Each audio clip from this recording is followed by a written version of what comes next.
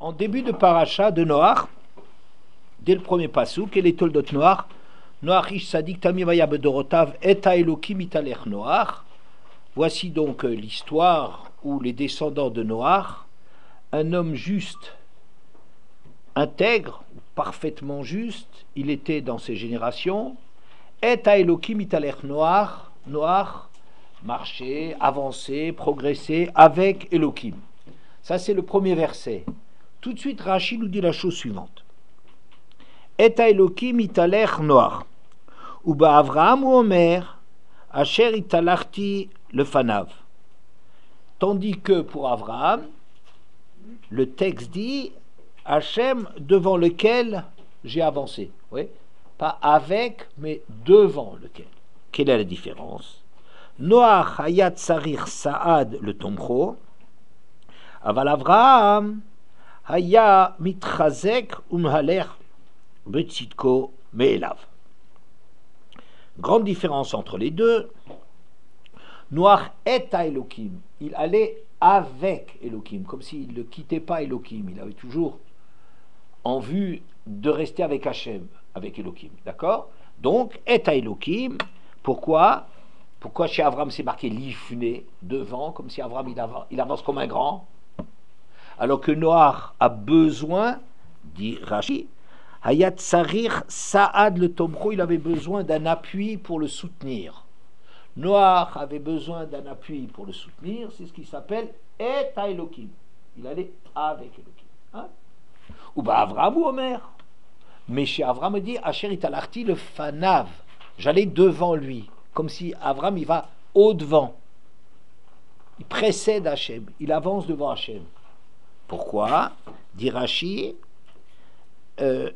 Aval Avraham aya mitchazek u'mehalech betzitko me'elav. Tandis qu'Avraham, il se renforçait et allait par sa tzidkout, le fanav, il précédait Hachem. D'accord? Vous voyez? Bon. Je me suis intéressé de savoir, intéressé à savoir, que je ne vois pas, quand on est en train de parler de Noach, qu'on a besoin de ramener Avraham Avinu. Enfin, on est en train de parler, on voit un personnage qui s'appelle Noach. Les premiers mots que tu vois sur Noach, le premier Rashi sur Noach, ou sur le premier passouk, alors tout de suite, oh attention, hein, Avraham c'était autre chose. Je ne te demande pas qui c'est Avraham. Je suis en train de parler Eta Elohim italech Noach. Alors tu ne sais pas me traduire Eta Elohim italech Noach si tu ne vois pas que chez Avraham c'est marqué l'ifné Elohim, ou l'ifné Hachem. On n'a pas besoin, quand on parle de d'autres, vous comprenez? Quand on présente, je ne sais pas moi, Avraham ou Yitzhak ou Yaakov, on n'est pas en train de dire oui, mais Moshe il était plus grand, mais un tel était plus grand, mais on n'est pas en train de jouer au livre des records. On n'est pas dans le top 10. Qui c'est le meilleur? Qui c'est le plus grand? C'est un problème, mais je ne sais pas, mais on ne joue pas à ça. On n'est pas en train de les classer. Alors, je suis interpellé, si vous voulez, ça me questionne, ça me pose une question. Que pourquoi est-ce que dès qu'on parle de Noach, on va parler d'Avraham? Si c'est pour dire, je ne sais pas traduire et à Elohim italech Noach, et, moi je savais le traduire, peut-être pas Rashi, mais il ne sait peut-être pas, tu parles. Et moi je saurais, et ça veut dire avec. Et je te donne 50 000 exemples dans lesquels dans la Torah, et ça veut dire avec. Rashi n'a pas un problème à arriver à traduire et à Elohim. Ouais. Il voit qu'Avraham c'est autre chose, mais je veux bien qu'Avraham ça soit autre chose. Alors attends que tu arrives à Avraham et tu diras, tu vois, il y a un progrès, que Noach c'est Et Elohim, mais maintenant on arrive l'ifné Hachem, n'est-ce pas? Mais attends-le, mais il ne lui saute pas dessus dès qu'on parle de Noach. Ça c'est la première question que j'ai. Qu'est-ce que Rashi a à rapporter immédiatement à Avraham dès qu'il a ouvert la bouche sur Noach? D'accord? Bien. Ensuite, il y a une chose qui me semble très étonnant. Qu'est-ce que Rashi dit pour dire Eta Elohim? Comment il a traduit? Qu'est-ce qu'on a dit? Pardon? Comment Rashi le traduit? Pardon? Oui, il a traduit avec, mais encore. Comment il justifie ce avec? Dis fort. Très bien. Très bien. Hein? Noach, il ne marche pas tout seul. Noach, il n'avance pas par ses propres forces. Il a besoin qu'on le soutienne. Hayat Sarir Saad le Tomcho. Il a besoin d'un appui pour le soutenir. Cette phrase n'a aucun sens pour moi. Pourquoi? Si on arrivait à imaginer un quart du dixième, du millième de qui c'est Noach, on ne commencerait pas avec des choses. On a l'impression, quand on dit une chose pareille, comme si Noach c'est un homme un peu faible, comprenez? Un homme influençable. Il a besoin de coups de main pour arriver à tenir, pour être au niveau. Il y a Tsarir, Saad, le Tomcho. Je traduis. Mais je dis, mais c'est incompréhensible. Noach, il a besoin de quelqu'un pour le soutenir. Mais ça va pas. Comment chercher une chose pareille? Noach, c'est un homme d'une force exceptionnelle. C'est le père de l'humanité. L'humanité, c'est les bnei noirs. Alors on va dire, oui, mais Noach, il avait un défaut, il était un peu faible. Hein, comme si on dit, c'est un grand bonhomme, mais tu sais, en réalité, il avait toujours besoin de demander à sa femme. Ou je ne sais pas trop quoi. Comprenez? On ne parle pas de ça. C'est pas grave de demander conseil à sa femme. Hein? Moi, j'ai même pas besoin, il me les donne. Alors, mais pas besoin. Vous savez ça, il ne faut pas enregistrer ça. Bon, sinon ils vont vraiment croire que. Alors, mais c'est pas envisageable qu'un homme, vous imaginez un tout petit peu noir. La Torah elle-même dit qu'il est tzaddik. C'est un tzaddik. Et Tamim, c'est encore autre chose, c'est qu'il a des idées bien en place. Mais le Ramban lui fait tzaddik tamimaya. On verra tout de suite le Ramban. Il était parfaitement tzaddik. Il était totalement irréprochable. C'est un homme exceptionnel. Ah oui, mais il était un peu faible. Il a besoin d'appui. Noach, c'est un homme qui arrive à construire un machin monstrueux. Cette teva, c'est un truc monstrueux. Vous savez quelle est la longueur en mètres de cette teva? 300 amas, ça fait 180 mètres. Entre 150 et 180 mètres. Un truc fou. À l'époque, d'ailleurs, le Midrash dit qu'il y avait une terrible sécheresse depuis très très longtemps. Et le déluge, en réalité, aurait pu être une bracha s'ils avaient fait tchouva à ce moment-là. Au début, c'était Geshem. C'était simplement une pluie. C'était quelque chose de bienfaisant et dont on avait besoin. Il y a une sécheresse extraordinaire. Et un fou qui s'appelle Noach, il est prêt à sacrifier sa vie 120 ans. Il a mis pour construire un truc monstrueux qu'on n'a jamais vu, dans une sécheresse absolue, ouais. Ah, et il n'a pas construit à Haïfa, il n'a pas construit sur les chantiers navals de Saint-Nazaire. Il l'a construit à 500 ou 1000 ou 2000 kilomètres de la mer. Mais t'es fou, quoi! Il dit non, non, mais j'en ai besoin parce que quand il va y avoir le déluge, en plus que son machin, je ne sais pas comment est-ce qu'il arrive à flotter. Si vous regardez la façon dont c'est une espèce de boîte qui va flotter, je ne sais pas, tous ceux qui font des bateaux, ils ne font pas tellement de boîtes, ouais, à la rigueur que ce soit une barque, plus ou moins une petite barque, et encore, c'est pas plat qu'on peut, je sais pas. Vous imaginez quelle émouna que doit avoir Noach pour arriver, parce qu'Hachem il dit je vais détruire le monde. Et puis Hachem il avait choisi Noach avant, hein? Pourquoi il lui a demandé de faire l'arche, la teva? Parce qu'il a dit Otra Raïti Tzadik Badorazé. Je t'ai vu que valait la peine de. Alors, Noach, c'est un homme exceptionnel, et vous voyez, quoi. C'est un homme, il fait une chose pareille, mais c'est impensable d'arriver à se faire rejeter pendant 120 ans. Il est en train de construire. Vous imaginez tous les gens qui passaient là-bas, il dit tiens, on va faire un tour là pour rigoler un petit peu ce vieux cinglé. C'est ça, non? C'est un cinglé qui est en train de construire quelque chose loin de la mer, dans un moment, en disant Hachem, il va noyer le monde. Mais c'est impensable. Impossible. Je dirais, cette histoire-là ne veut rien dire. Alors, vous allez me jouer aux religieux ou aux religieuses, vous allez me dire, oui, mais Rachid le dit. Rachid, il ne dit pas ça. Il ne dit pas ça parce qu'il ne peut pas le dire. Je ne sais pas ce qu'il dit. Mais il ne dit certainement pas que Noach, c'était quelqu'un qui avait besoin d'un soutien pour les mots, hein, les mots de Rachid. Hein. C'est certainement pas ça qu'il dit, parce qu'il dit une chose pareille, ça ne cadre pas avec Noach. Ensuite, vous connaissez un petit peu l'histoire de Noach, où vous voyez qu'Hachem l'a soutenu. Jamais on voit ça. Jamais on voit un moment où Hachem, il est en train, Noach, il est déprimé, il se fait moquer, insulter, cracher dessus et tout, ouais, par le monde, il tient plus le coup, alors Hachem, il vient, il dit, allez mon pote, vas-y, sois gentil, encore un petit effort, tu vas voir. Où vous voyez qu'Hachem, il lui donne un coup de main? Nulle part, c'est marqué. Vous êtes d'accord avec moi? Celles qui connaissent un petit peu l'histoire, vous pouvez toujours chercher. C'est vrai, Hachem lui a parlé, il lui a donné un ordre, fait la teva. D'abord, Noach était déjà quelqu'un qui a déjà été choisi pour ce qu'il était avant. Donc certainement, c'est quelqu'un déjà de fantastique avant. D'accord? Bon. Ensuite, déjà il était. Et ensuite, si Hachem il lui parle et qu'il fait ce qu'Hachem lui demande, je dirais, ben ça c'est comme Avraham Avinu, c'est comme Moshe Rabbeinu, tous les gens à qui Hachem s'est adressé, on ne va pas dire qu'ils avaient besoin d'un appui parce qu'Hachem leur a parlé. Ça n'a rien à faire, c'est une autre sugya, c'est un autre chapitre, vous comprenez? C'est un autre chapitre, ça veut dire que quand Hachem il demande à quelqu'un, même une chose impossible comme aller sacrifier son fils, comme croyait Abraham, oui, une chose incroyable, bon ben il va le faire, mais ça ne s'appelle pas un soutien cette chose-là. C'est une demande qu'Hachem lui adresse. Est-ce que tu es Mami Bachem? J'en sais rien. Est-ce que tu crois dans la prophétie? Il est certain, entre parenthèses, que si quelqu'un accepte de faire ce travail de Noach, ça veut dire que la prophétie, c'est pas de la blague. Vous comprenez?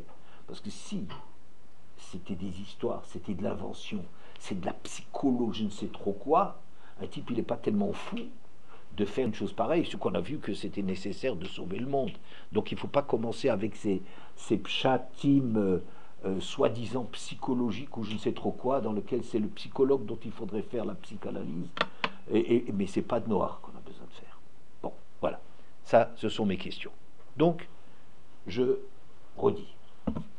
La première question que j'ai, c'est qu'est-ce que Rashi a parlé immédiatement d'Avraham Avinu alors qu'on est en train de parler de Noach? On n'a aucun besoin de parler. Avraham Avinu, c'est autre chose. Mais quand on verra Avraham Avinu, on pourra dire il a progressé. Avraham Avinu, c'est quelque chose de plus. Peut-être.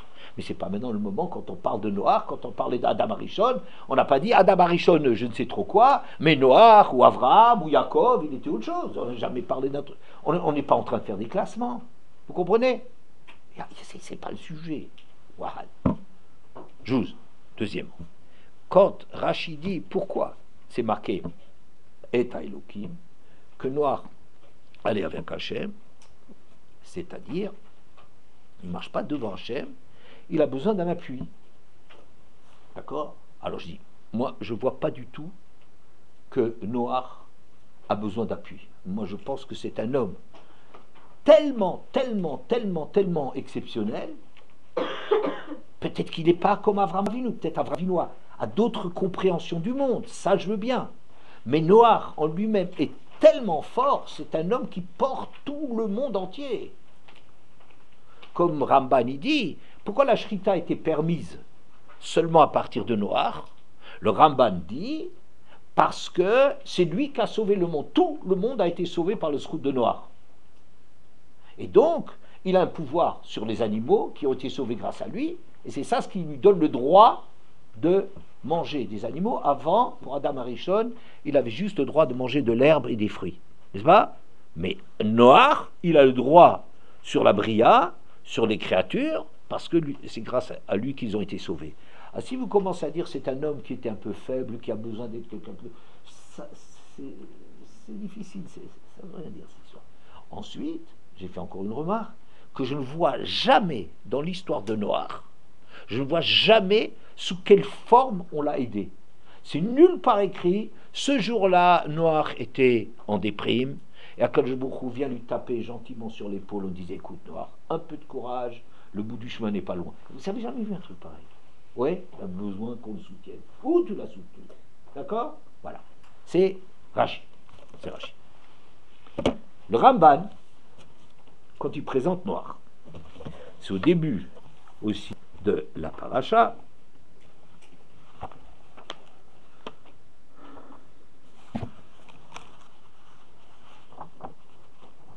Et que dit le Ramban?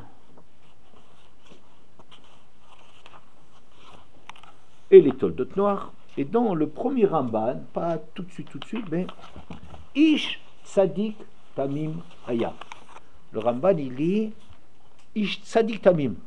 Oui, il était juste parfaitement. On pourrait dire il était d'une part juste, ça c'est un certain par rapport à certains problèmes, et Tamim c'est autre chose. D'accord? Bon, Ramban, on va prendre le Ramban qui sait lire la Torah. Il dit Tzadik Tamim Haya. Qu'est-ce que ça veut dire? Dit le Ramban. Hizkir, Yazkir, Hakatuv, Shaya, Zakai, Veshalem, Betiko. Le Pasuk vient insister sur le fait, il mentionne que c'était quelqu'un qui était méritant, parfaitement Veshalem et accompli dans sa tzidkut. C'était vraiment un tzaddik. Le Odia Sheraoui, le Hinatzel, Mina Baboul, pour nous faire savoir qu'il méritait d'être sauvé du déluge, il n'y a rien de punition sur lui. Le Ramban ne voit pas il y a des questions sur Noach. Ce n'est pas mon problème. Mon problème, c'est comprendre le Ramban. Hein? Kihu tamim betzedek, il était parfait dans sa justice. Qui a tzadik hu hazakai bedin. En effet, ce qu'on appelle tzadik c'est quelqu'un. Nous, on croit que tzadik, c'est un tzadik.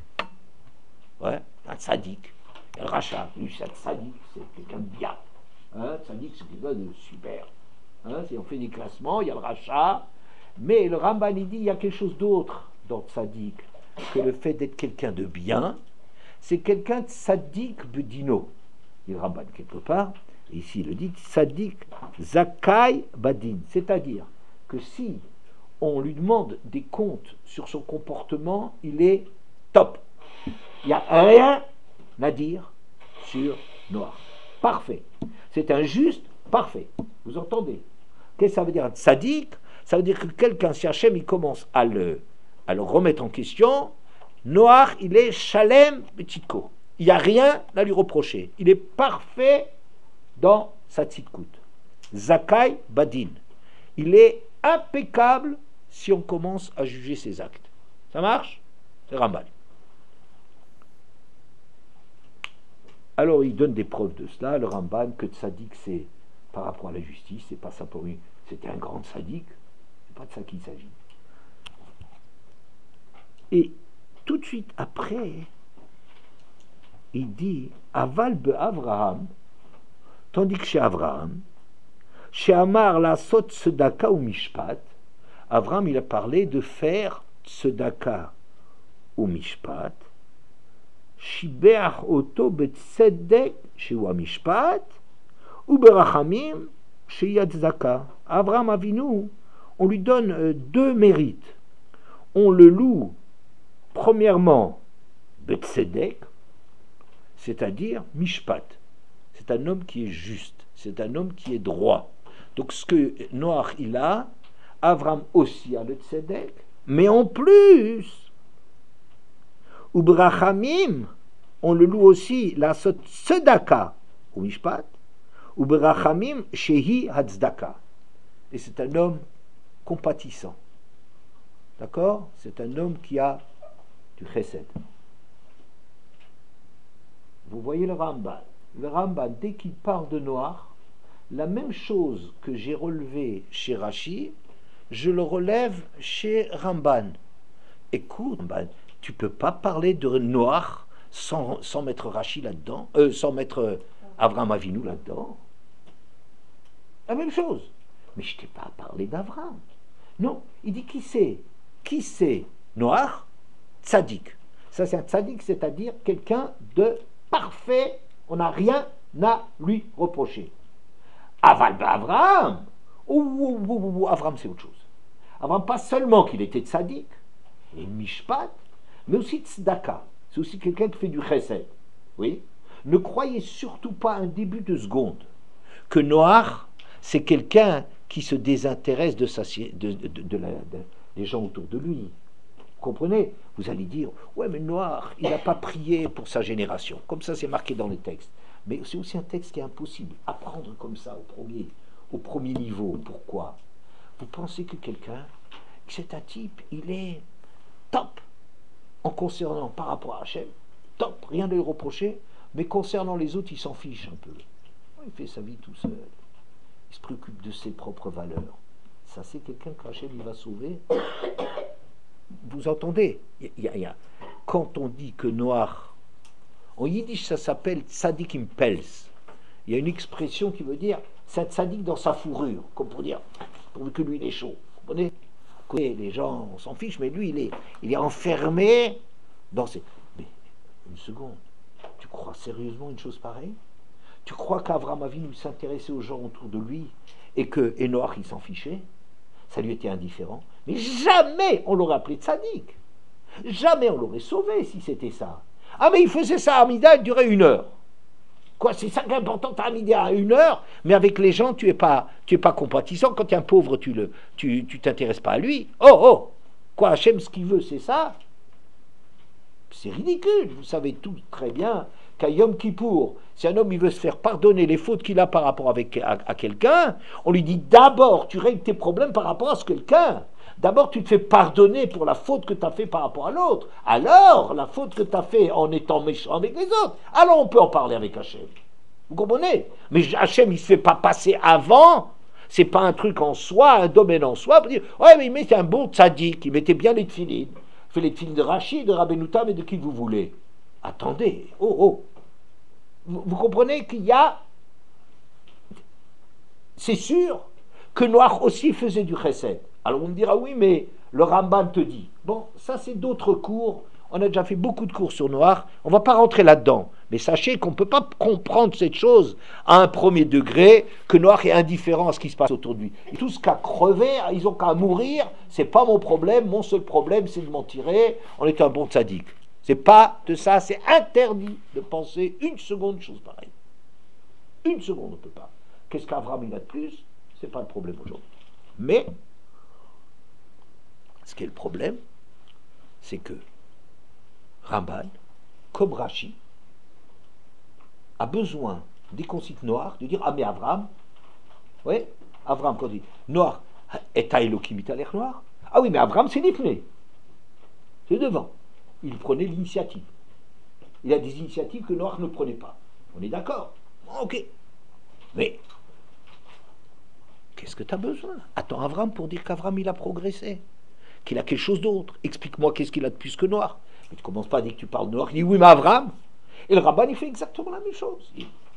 Noach, qu'est-ce qu'il a? Noach, il a une dimension tzaddik. Mais tzaddik, tamim. Tzaddik, parfait. Irréprochable. Ça veut dire, oui, mais Avram Avinu, c'était un chassid, il faisait plus que son devoir, il allait au-devant. C'est pas le moment, quand on est en train de parler du déluge et de dire que Noach a été jugé comme un homme suffisamment méritant pour porter le sort du monde sur ses épaules, c'est pas le moment de dire, oui, mais Avram, c'est pas le moment, c'est de savoir qu'est-ce qu'il était. Il était tzaddik, comme dit le rabbin lui-même. On présente Noach comme quelqu'un qui est formidable, irréprochable, et que le sort du monde, il dépend de lui. Vous comprenez? Bon. Toujours avec mes 2 questions derrière, à propos de Rashi, qu'il a besoin d'être aidé, et je ne vois pas qu'il ait besoin d'être aidé, a priori, je ne crois pas. C'est pas un homme faible, et d'autre part que je ne vois pas dans l'histoire de Noach qu'on l'a jamais aidé. D'accord? Bien. On va avancer. Alors, il y a le Ramban. Là, ce cours-là, il est beaucoup inspiré du Ramban. Il y a un verset qui nous dit, au début du Perek Vav, c'est vers la fin de la paracha de Breshit, Perek Vav, Pasuk Aleph, Vayi ki echel Adam larov al penei Adam ubanot yuldu lahem. Ce fut lorsque l'homme a commencé à se multiplier sur la face de la terre, et ils ont eu des filles. Vayiru bnei Elohim et benot Adam ki tovotena. Les fils d'Elohim ont vu les filles de l'homme lorsqu'elles étaient belles. Vayikru lahem nashim asher bacharu. Et ils se prenaient des femmes de tout ce qu'ils choisissaient. Ok? Ils violaient les femmes. Hein? Bien. Regardez notre Ramban. Extraordinaire, Ramban, je crois. Enfin, je crois pas, c'est sûr qu'il est extraordinaire.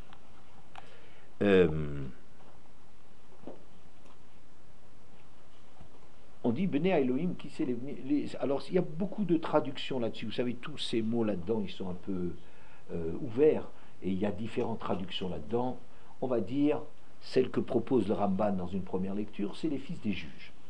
Les fils des juges eux-mêmes, les gens qui devaient faire régner l'harmonie, la justice, construire la société, leurs propres enfants, ils étaient des voyous. Vous voyez? Qu'est-ce que tu peux. Ça veut dire, on est en train d'expliquer par ça pourquoi il y a eu le déluge. Parce que c'est irrécupérable. Les gens qui sont les modèles, les grands, oui, les grands, qui sont des modèles, qui devraient faire régner la justice. Si ceux-là, leurs propres enfants, vont violer des femmes, oui, où est-ce qu'on va? On va nulle part. On va au mur. Il n'y a rien de récupérable. Au moins qu'il y ait des gens qui sont des exemples. Mais non, les Bnei Elohim. Elohim, ça peut être un mot. Vanikra Balaba était là. Elohim, l'homme, il ira chez les Elohim, ça veut dire chez les juges. Bon, les fils des juges, les propres fils des juges, c'est des voyous. C'est ça ce qu'ils ont comme comportement. C'est fini la société. D'accord? Mais regardez le Rambam comme il continue. Kitovotena, il explique que ça veut dire lorsqu'elles étaient belles. Ça veut dire le jour de leur mariage, quand elles étaient parées, elles étaient au summum de leur grâce. Et hein, alors ils venaient, c'est puissant, et ils prenaient les femmes. Et il continue. Il prenait ces femmes par le viol. Évidemment, le jour du mariage, hein, on imagine bien qu'il faut qu'on les viole. Vesiper hakadush hakatuv et Hamas. Et le verset, de quoi est-ce qu'il parle? De quoi est-ce qu'il pointe? Qu'est-ce qui s'intéresse? Le Hamas, la violence. La violence. Va'amar od, et il dit par ailleurs, Mikol Asher Bacharu. Il prenait des femmes, mais qu'est-ce que le verset a rajouté de tout ce qu'il choisissait? Il t'a dit, prenez les femmes, j'ai compris. Mikol Asher Bacharu, ça rajoute quelque chose, d'accord? Alors, qu'est-ce que ça rajoute? L'achni sanusuot l'achirim, pour parler même des femmes qui étaient déjà mariées, des femmes mariées, ils prenaient les femmes mariées. Mikol Asher Bacharu, tout ce qu'ils choisissaient. Moi, je trouve que c'est juste et je fais ce que je veux. On a l'impression qu'on parle du 21e siècle. Hein? Moi, je juge que et je fais ce que je pense juste et j'ai rien, aucune considération, aucun droit. Le droit n'existe plus. D'accord? Regardez bien le Ramban, que je trouve extraordinaire ici, pour ce qu'il va dire. Il dit, regardez, le verset, ce qu'il souligne, le pshat, ça veut dire, le sens premier du verset, c'est quoi? Prenez des femmes. Hein, ils violaient, les fils des juges, ils violaient les femmes. Mais il rajoute, et le verset, il nous parle par la bande comme ça, oui. Nicolas Sherbachaou, et même des femmes mariées. Pas croire simplement que c'est des gens sans moralité, mais il prenait même des femmes mariées. Mais dans le verset, c'est pas écrit, ça crève pas les yeux. Ça veut dire, tout celui qui sait étudier, tout celui qui sait que tous les mots de la Torah ont leur raison d'être, tout celui comprend que l'achnis hanesuot, qu'on veut aussi parler des femmes mariées. Mais il y a une chose, qu'est-ce que le verset il vient te dire et qu'est-ce que le verset vient sous-entendre? Qu'est-ce que le verset, la pshat, si vous voulez, l'histoire qu'on raconte, c'est une chose. Et maintenant, et qu'est-ce qu'il y a d'autre? Qui est tout à fait vrai, qui est aussi l'intention de la Torah. Mais la Torah, dit Ramban, ne met pas en avant le fait que les femmes elles sont mariées. Par le fait qu'on ait rajouté Mikol Asher Bacharu, on parle aussi des femmes mariées. Mais l'intention du texte, l'insistance du texte, c'est le Hamas. Alors regardez. Le verset ne vient pas être madbiche, pointer la chose qui est interdite. Une femme mariée, c'est pas ça qu'on a parlé. C'est sûr qu'il y a ça. C'est pas de ça qu'on assiste. Beferouche, explicitement. Oui, implicitement, oui, mais. Velo nigzar alehem haonesh rak ale Hamas. Parce que la sanction qu'ils ont eue, c'est Hamas. La violence de prendre les femmes. Une femme qui est à l'autre, tu la touches pas. Elle n'est pas à toi. Maintenant, je ne te parle pas maintenant ou quelque chose qu'il veut parler avec toi. Ça, c'est injuste. Tu n'as pas le droit de faire une chose pareille. On n'est pas en train de dire parce qu'ils sont mariés. Alors, il te dit quelque chose d'extraordinaire. Le fils de William Mouskal et notre Sarich le Torah. Parce que c'est une histoire qui se comprend, Mouskal Sechel, que n'importe qui a les yeux en face des trous, qui a une tête pour réfléchir, c'est que c'est interdit. C'est pas à lui. Mais ce qui est extraordinaire dans le Ramban, c'est qu'il insiste non pas sur l'interdiction que les femmes sont mariées, ce qui était vrai. Une femme mariée, c'est arayot, c'est de l'adultère, tu n'as pas le droit de prendre une femme mariée. Mais le verset, c'est pas là-dessus, il dit, il prenait les femmes, il viole les femmes. Ça veut dire quoi? On insiste sur cette brutalité, sur le fait que les gens n'ont plus aucun égard à la loi. Mais pas, dit le Ramban, sur le côté religieux de la chose. Vous voyez, extraordinaire Ramban. Il dit le monde il a été détruit pas parce qu'on ne faisait pas les lois religieuses, parce qu'ils prenaient des femmes mariées, ça c'est un issour arayot, c'est très très très très très très grave. C'est pas là-dessus que le verset pointe. Ce qu'il dit, c'est les choses chez Einot Sarich le Torah, des choses qu'on comprend sans Torah, que n'importe quel être humain, il a sa tête pour réfléchir et il sait qu'il n'a pas le droit de faire une chose pareille. C'est ça qui nous a dit. Le monde a été détruit, pas parce qu'ils ne sont pas religieux. C'est pas qu'Hachem il règle ses problèmes à lui de religion. C'est pas ça le déluge. Vous entendez, c'est extraordinaire ce Ramban. Le monde n'a pas été détruit parce que les gens ne faisaient pas la Torah d'Hachem, alors qu'il fallait la faire, la vérité. Hein, il y avait déjà Sheva Mitzvot Bnei Noach, ça existait. L'adultère est déjà interdit, les harayot, c'est déjà interdit. Adam Arishon a déjà eu cette interdiction. Oui, donc il y avait une interdiction là-dedans pour les Bnei Noach, mais enfin pour l'humanité avant d'arriver aux Bnei Noach, d'accord? Mais le verset ne veut pas dire que c'est ça ce qui s'est passé. Ce qui s'est passé, c'est que les gens ne comprennent plus, ne veulent plus, ne s'intéressent plus à la justice. Vous entendez? C'est ça qui est essentiel. Hein? Bien. Un peu plus tard, le Ramban va redire la chose. Et c'est marqué comme ça. Si on voit le verset, alors ça c'est dans la Parchat Noach. Tout de suite, hein, dès le début. Vayar Elokim et haaretz v'hine nishrata, kishrit kol basar et darko al haaretz. Et Elokim a vu que la terre était corrompue, car chacun avait. Attends, c'est le monde de maintenant, comprenez? Les guerres des gens, enfin toutes ces folies de tous ces gens-là, que tout est permis. Ça me plaît, donc c'est permis. La loi, c'est ce qui me permet. Tout, n'est-ce pas? Ouais. Ce monde-là, c'est pas la première fois, c'est pas le chidouche d'aujourd'hui. C'est exactement la situation avant Noir. Vayomer Elokim, et le verset suivant, le Noir. Ketz kol basar ba lefanai. La fin de toute chair est arrivée devant moi. Ki mal'a haaretz chamas mipneem. Car la terre est remplie de chamas, de violence. Je vais les détruire avec la terre. Regardez. Le verset, il dit que c'est insupportable la situation, la corruption, les mœurs sont complètement dissolues. Oui, tout ce qu'on voit dans le monde, c'est insupportable. Le monde, il ne peut pas continuer avec ça. Et qu'est-ce qu'Hachem dit à Noach? Tu sais pourquoi je vais les détruire? Pourquoi?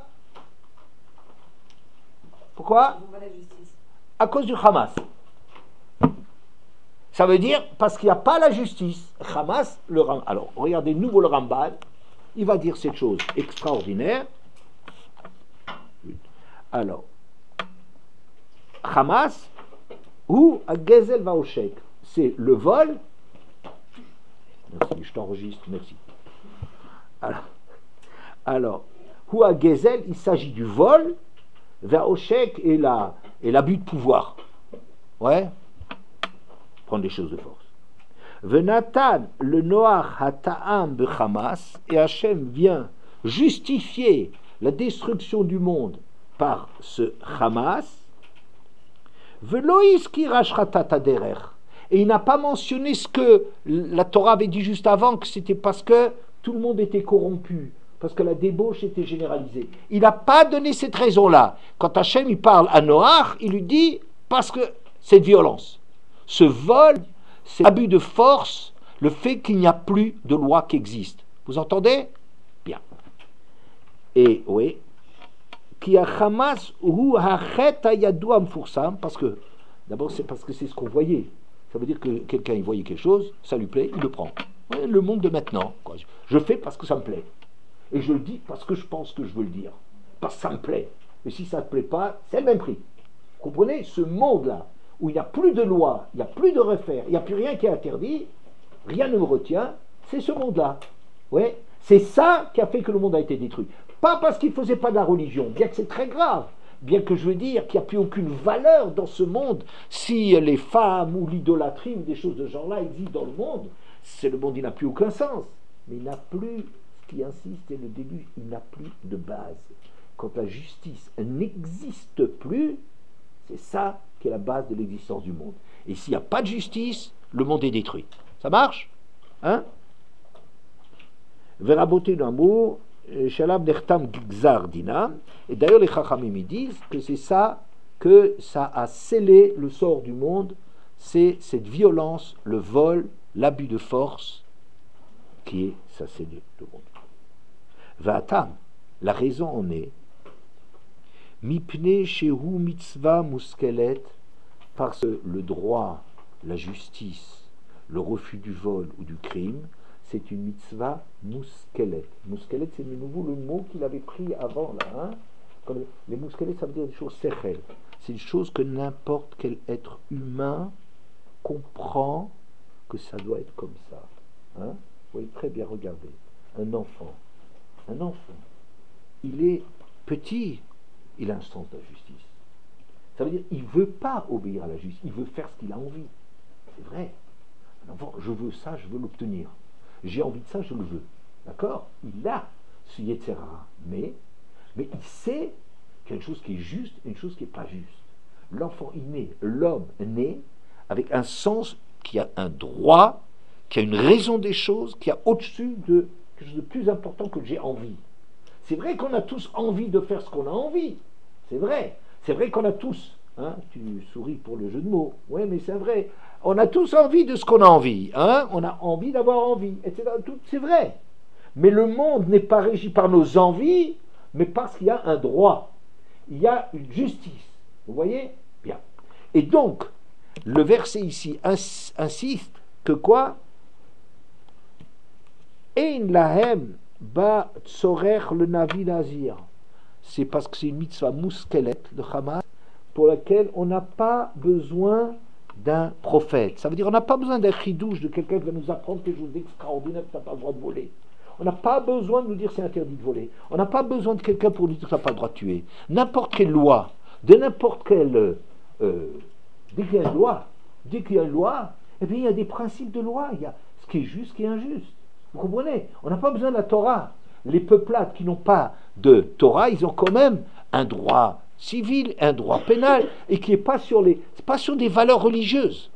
Bien que les valeurs religieuses, c'est ce qui donne du sens, une finalité, une direction à nos actions. C'est vrai. Mais c'est pas de ça qu'il s'agit ici. De ne pas tuer, de ne pas voler, c'est une chose que l'homme porte à l'intérieur de lui-même. Il sait très bien qu'on ne peut pas tuer. Il aura envie de le faire, il arrivera à se retenir, il n'arrivera pas à se retenir, mais si il ne respecte plus cette condition élémentaire, il n'y a plus de monde qui existe. D'accord? C'est clair? Voilà. On est bon là-dessus? Bien. Donc, je dirais la chose suivante.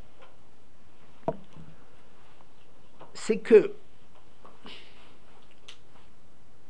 maintenant que le Ramban nous a expliqué que la destruction du monde, que le Maboul va venir sur les mouscalotes, c'est-à-dire sur des choses qui sont élémentaires, les bases élémentaires d'un vivre ensemble. D'accord?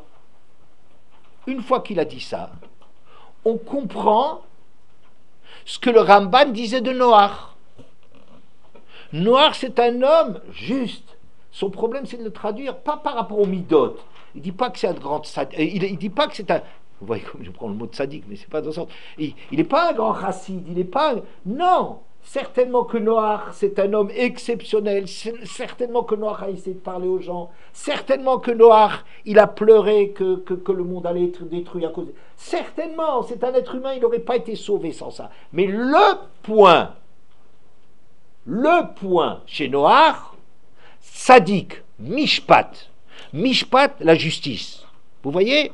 Maintenant, on entend un peu différemment ce qu'on a entendu avant, un petit peu avant, c'était un peu anecdotique. Oui, chez Noach, c'était la justice. Chez Avram, il y a et la justice et le chesed. Ouais, on a l'impression que c'est des choses qui sont gentiment dites. Mais une fois qu'on a compris, qu'est-ce que ça veut dire ce Noach qui va sauver le monde? C'est quoi? C'est l'homme qui est là pour faire la guerre à cet état de choses où tout part. Tout celui qui... C'est déjà le maboul, vous voyez, c'est les midotes, le comportement de Ben Adam, le Chavero, il n'y a plus la base. Il n'y a plus la base. La base, c'est j'ai envie, je fais. Vous comprenez? Et ça n'a rien à faire avec des révélations de Torah, des révélations de prophètes, ça n'a rien à faire avec ça. Vous avez compris? C'est ça ce que le verset vient insister. Ok? Si c'est comme ça, je comprends mes questions du départ, comment répondre. J'ai posé 3 questions. L'histoire de le comparer avec Abraham, on reviendra encore là-dessus. Mais j'ai dit, qu'est-ce que Rachid dit? Que Noach a besoin d'être soutenu. D'abord que je ne crois pas que c'est vrai. Je suis sûr que c'est pas vrai. Qu'il n'y a pas de cette espèce d'impression que Noach, il est un peu fragile, il est très bon, c'est un brave type, quoi. Oui, ça n'a rien à faire avec un homme aussi gigantesque, un tzaddik aussi, que la Torah elle-même. La Torah elle-même est tzaddik tamim. Et Hachem lui dit, moi je vais te sauver parce que tu es tzaddik. Alors on va dire, oui, mais c'est un borgne dans une époque de...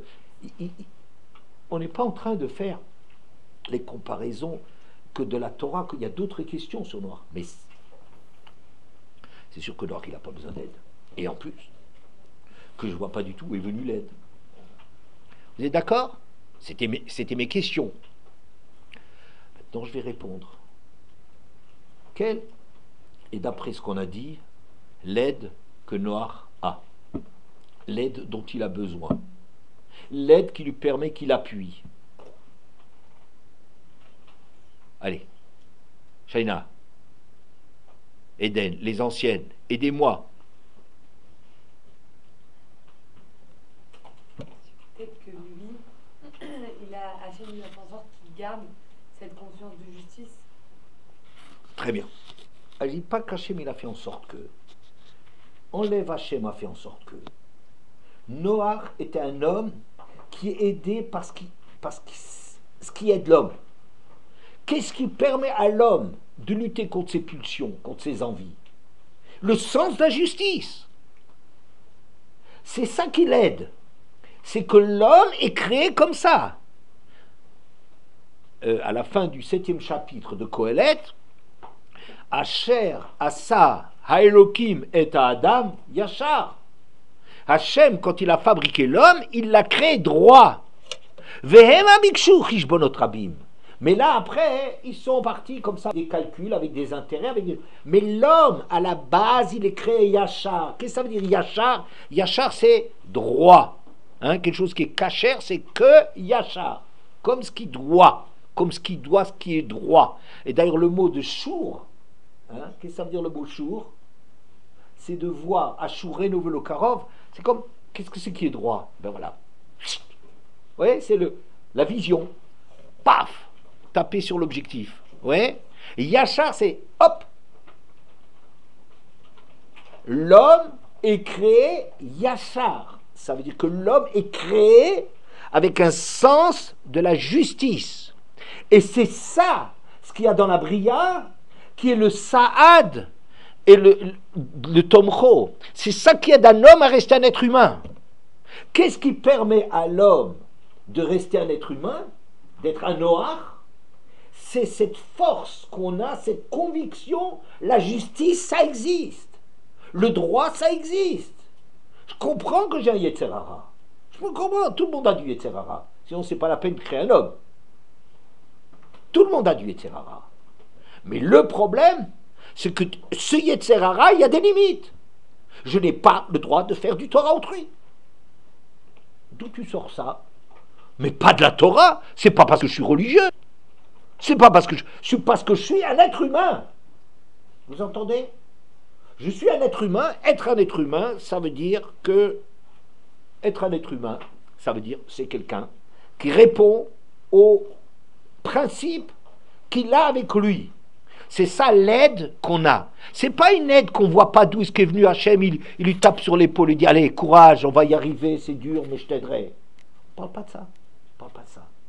Mais noir, on veut dire et Elohim italech noir, c'est le prototype, c'est l'exemple, le meilleur, c'est l'archétype, le meilleur exemple qu'on a de quelqu'un qui a cette force que l'homme il a dans sa nature pour arriver à résister au mal. Quelle est cette force? Quelle est cette aide que l'homme il a? C'est pas quelque chose qu'Hachem il vient lui taper sur l'épaule et l'encourager. C'est pas ça. C'est le fait que l'homme a été créé yachar, que pour l'homme il y a une justice, l'homme il y a des mouskalotes, ça veut dire il y a des principes. On dit dans la Mishnah, le deuxième perek de Chagiga, la première Mishnah, dit la chose suivante.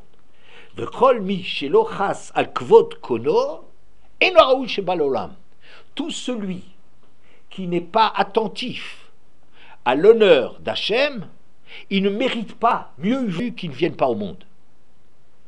Le Rambam, dans son commentaire de la Mishnah, nous j'ai toujours parlé du Rambam, le Rambam, dans son commentaire de la Mishnah, dit quelque chose d'extraordinaire. Qu'est-ce que ça veut dire? Il ne fait pas attention au kvod kono, à la gloire de son créateur, she'eino chas al sichlo.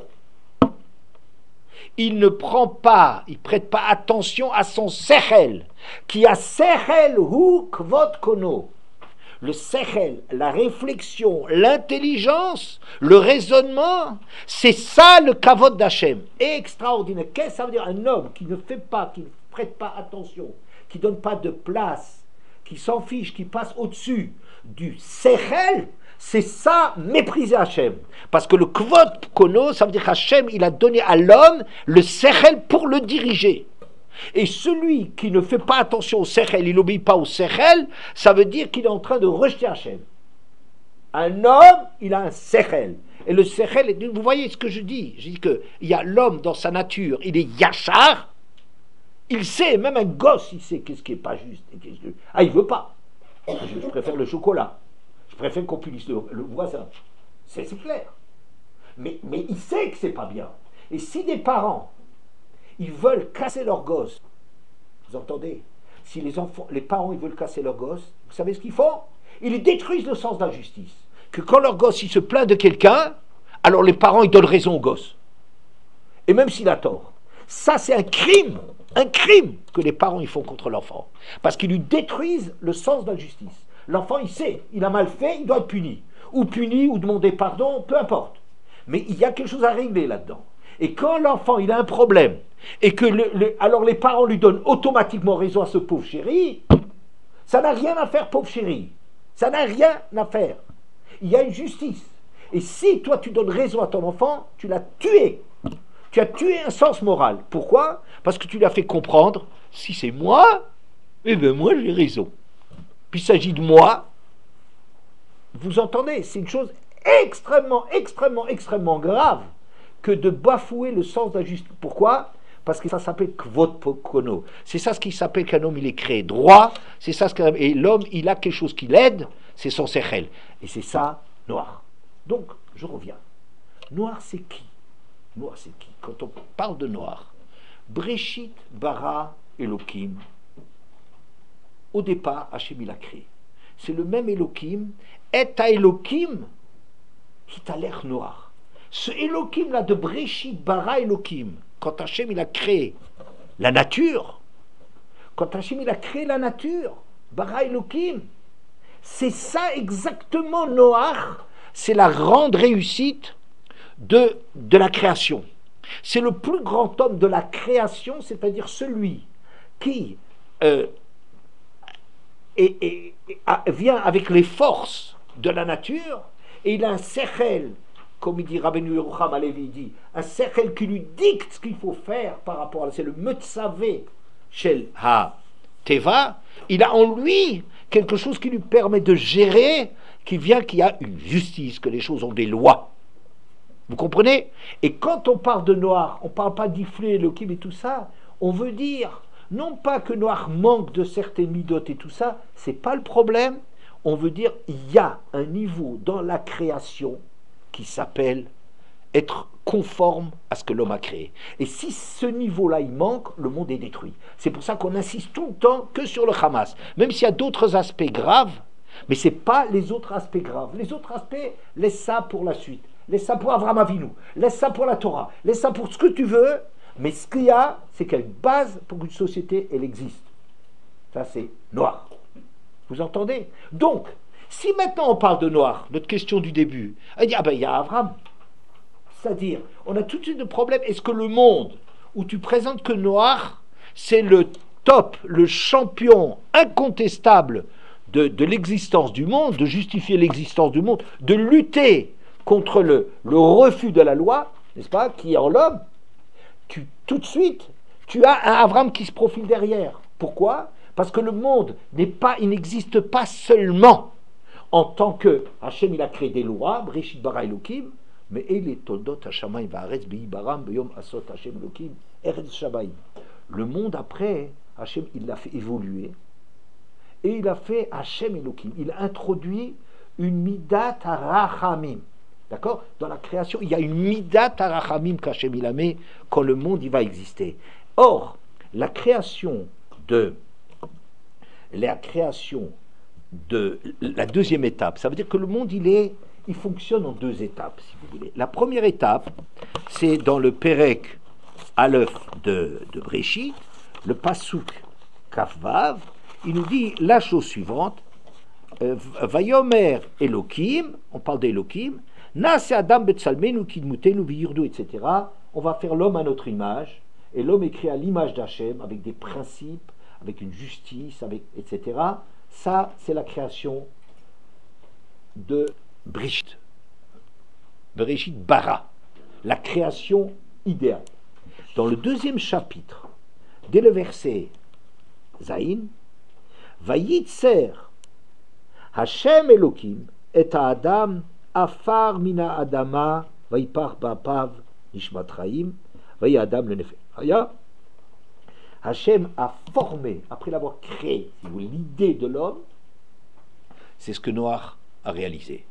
Mais maintenant, il y a une deuxième étape. Le deuxième chapitre, il ne parle plus du Vaïvra. Bon, je parle un peu à des spécialistes, c'est un petit peu à votre niveau, un peu haut, mais si vous travaillez, vous regardez qu'il y a deux fois qu'on raconte la création du monde. Dans le premier chapitre, on parle toujours Beria, Vaïvra Elohim, oui, création. C'est l'idée, l'idéal, le début. Hein? Vaïvra, c'est créer à partir de rien. Qu'est-ce que tu veux? C'est la finalité. Et là-dessus, c'est toujours Elohim qui va avec. C'est un monde qui a des principes. Le deuxième chapitre, il semble raconter la même histoire, mais très différemment. On parle de Hachem Elohim, que le jour où Hachem, au lieu de l'idée, il va mettre ça en pratique, il y a un autre type d'homme qui va être créé. L'autre type d'homme, c'est quoi? Alors, il y a des différences entre les deux chapitres. Je ne veux pas rentrer là-dedans. Il y a des différences entre les chapitres concernant la femme. La femme du premier chapitre est créée avec l'homme. Dans le deuxième, c'est à partir de l'homme. C'est une autre relation, c'est un autre monde. Hein? En pratique. Et une des choses, d'abord, c'est Hachem Elohim. C'est Midat HaRachamim. Et on dit que l'homme, il est tiré à partir de la terre. Dans la première, on n'est pas en train de dire quoi il est tiré ou quoi il n'est pas tiré. Hachem, il a créé. Vaïvra Elohim et Adam. Il a créé l'homme. D'accord? Il a créé le monde des valeurs de l'homme. Mais le deuxième, il nous décrit, et il y a quelque chose d'incroyable, il y a quelque chose d'extraordinaire, c'est qu'on décrit là-dedans que l'homme est créé à partir de la terre. Et l'homme, il est formé, et ensuite, Hachem, il lui souffle dedans, il lui donne du spirituel. Qu'est-ce que ça veut dire que l'homme, il est formé à partir de la terre? C'est quelque chose d'extraordinaire.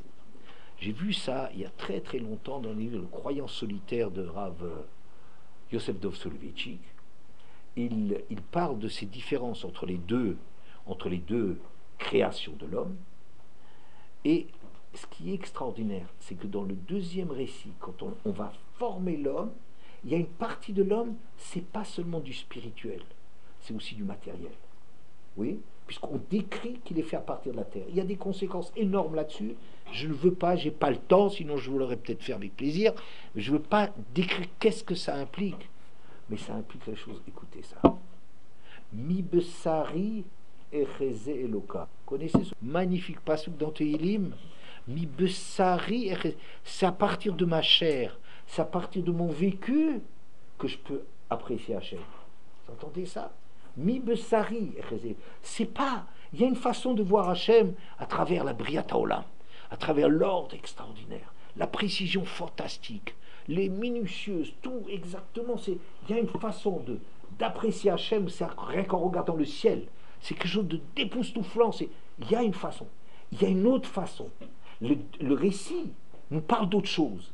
Il rentre que dans l'intimité de l'homme, dans ce qui se passe à l'intérieur de l'homme. À partir de ce qui se passe à l'intérieur de moi, à partir de mon vécu, je sens Hachem, je perçois des choses. Vous comprenez? Et c'est ça, par exemple, le verset Emet me'aret titzmach. C'est aussi un Tehillim, je crois, Péhé, je crois. Emet me'aret titzmach. La vérité, elle surgit, mais arrête. Mince alors, mais non, c'est dans le ciel. Lo b'shamayim, dit la Gemara. C'est pas dans le ciel, ça veut dire que c'est pas dans le monde des idées. C'est pas dans les choses que nous on croit, qu'on projette que c'est ça la vérité. C'est pas ça. Mais arrête Sitzmar. Et le Ride, c'est un commentateur italien extraordinaire, il dit la chose suivante. Emet amituto shel hakadosh baruch hu, chez la Boré. La vérité d'Akadosh baruch hu. Mais arrête Sitzmar, sortir de la terre. Vous entendez, il y a quelque chose d'incroyable là-dedans. C'est-à-dire, il y a une chose qu'à travers notre vie, à partir de notre expérience, à partir de notre souffrance, à partir de notre petitesse, à travers les problèmes du couple, à travers le problème du chinour des enfants, à travers les problèmes de l'homme tel qu'il est créé, c'est ça qui donne à mituto chez la Boré. La vérité d'Akadosh Baruch Hu, tu crois que tu connais Akadosh Baruch Hu avec des idées, ça c'est bon pour les autres religions. Les autres religions, ils voient, ils sont dans le même monde, mais ça c'est les vérités qui apparaissent dans la création du monde. Les autres, c'est ça ce qu'ils ont.